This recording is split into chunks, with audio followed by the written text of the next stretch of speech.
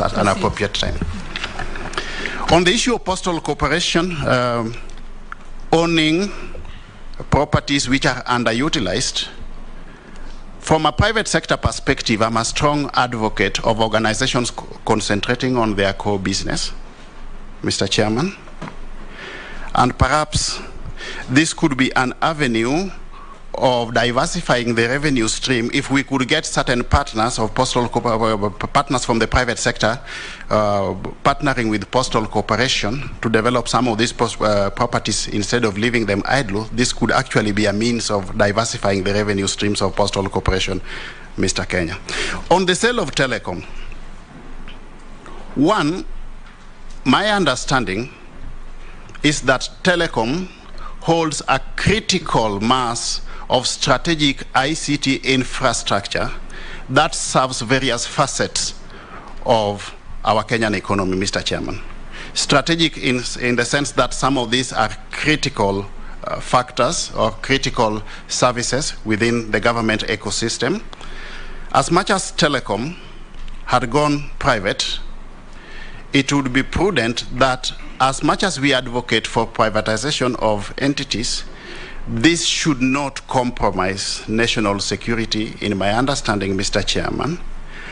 This is something that I believe the National Treasury, which holds shares in that entity on behalf of the Kenyan public, took into due consideration. And I promise that if I'm successful at this stage upon assumption of office, I'll quickly consult with my counterpart at the National Treasury so that we get a feasible way forward on the issue of telecom, while not at the same time negating the principle of privatization, which I hold very dear, Mr. Chairman. Now, on the issue of my ideological orientation, the honorable member has mentioned that on the 14th of January 2015, I raised issues with the grabbing of Langata primary school land and whether or not I still hold the same position. Now, I'm a strong believer in good governance, Mr. Chairman, and the issues that I raised at that point in time perhaps brought this issue into the public domain. I believe that these issues are now before the courts of law, and we need to wait for our judicial system to bring this to a logical conclusion, Mr. Chairman.